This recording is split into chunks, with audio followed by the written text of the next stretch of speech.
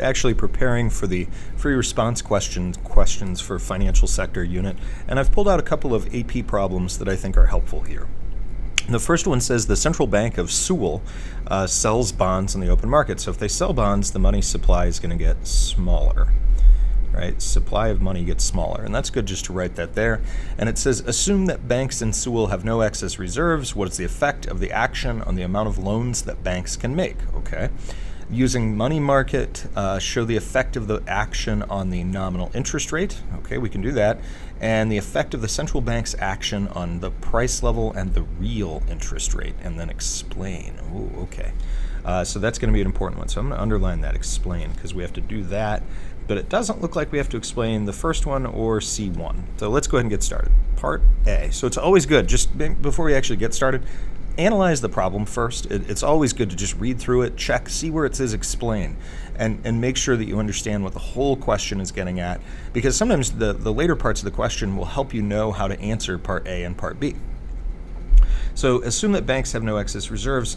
If the central bank makes the money supply smaller, they're going to reduce the reserves, right? So they reduce the reserves, and that means they reduce the amount of loans that the banks can make. So we're going to say decrease. So you could write decrease or down arrow A. B says using a labeled graph of the money market. So let's go ahead and do that. Money market. QM I sub N for interest rate nominal. And we're going to do S and downward sloping demand, and again vertical S here because the money supply is just fixed by the Fed in the money market.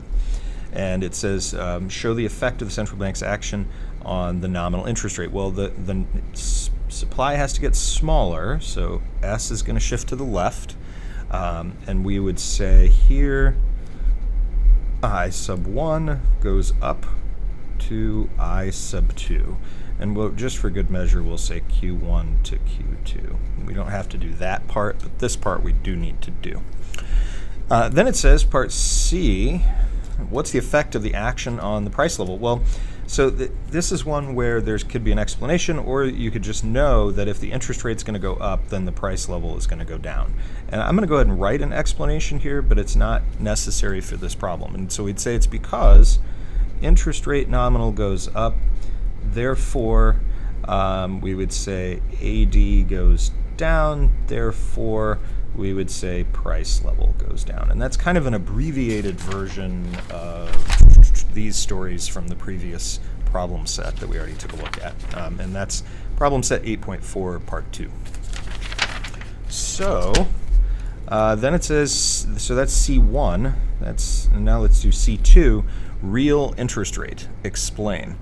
So this one's kind of hard to do, but the understanding of it could be a little bit hard to do. And so we'd say that the real interest rate is going to decrease because the supply of money went up. We would say, therefore, the supply of loanable funds goes up. And that link here, that is what's going to cause the interest rate real to go down. Because if the supply of money rises, then banks are going to have more money. Oh, I think I flipped this problem around. Oh no. Yep, I sure did.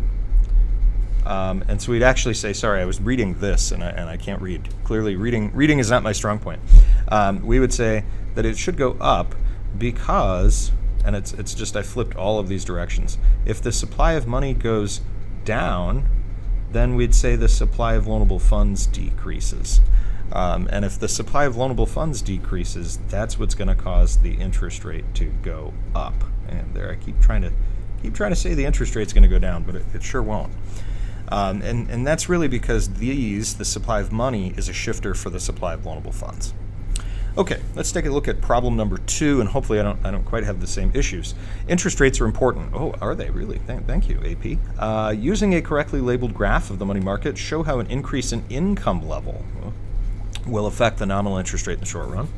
Using a market of loanable funds, show how a decision by households to increase saving for retirement will affect the real interest rate. So these are two separate problems. A and B are totally separate. It's just like they're all about interest rates. Great. C, suppose the nominal interest rate. So this has nothing to do with A and B. So really you actually get 3 separate problems in 2006. Suppose the nominal rate is 6, no expected inflation. If inflation is now expected to be 2, determine the new nominal rate and the new real interest rate. Okay, so let's tackle part A.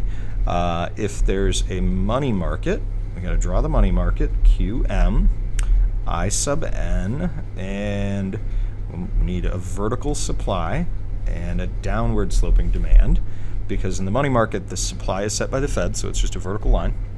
If there's an increase in income level, that's going to increase the transaction demand for money. So D1, I probably could have drawn that first demand curve a little bit lower. That would have made my life easier, but that will cause an increase in the interest rate, and the money supply will stay the same. So the money supply stays the same, but there's more demand for money because of higher income levels. Part B, using a correctly labeled graph of loanable funds. QLF, interest rate real. Remember, that's really important that we have that I sub R there. Downward sloping demand, upward sloping supply. Increase in saving for retirement will affect the real interest rate. Well, savers are the S. That's the supply of money in the loanable funds market comes from savers. So an increase in savings increases the supply of loanable funds. So the private savings rates are a shifter of loanable funds. So we would say I sub 1 goes down to I sub 2. And they didn't ask for this, but we're going to say Q1 goes to Q2. And problem C, suppose the nominal rate's 6, no expected. If inflation's now expected to be 2, determine the new nominal and the new real. So if there's expected inflation, this is why this one's kind of a tricky problem. I think a lot of students missed it that year. Expected inflation is going to affect the nominal interest rate because lenders are going to say, gee, if I expect there to be higher inflation, I'm just going to raise the nominal interest rate to keep the real interest rate the same. So we have to figure out what the real interest rate was initially, was 6, the nominal, minus 0, which was the inflation. So the initial I sub R is 6. And so now if the inflation is expected to be 2, then the new nominal, because the lenders are going to want to keep that real interest rate 6, they'll just say 6 plus 2 equals 8%. And we'd say the new / old real rate is just 6% because it's expected. Now, if it's unexpected, then it throws the real interest rate off, right? Then they can't change it because they didn't expect it. But if they do expect it, then they'll just adjust the nominal interest rate a little bit higher to keep up with inflation. So hopefully my confusion here didn't confuse you too much and that this helped you a little bit prepare for your exams. I'll see you next time.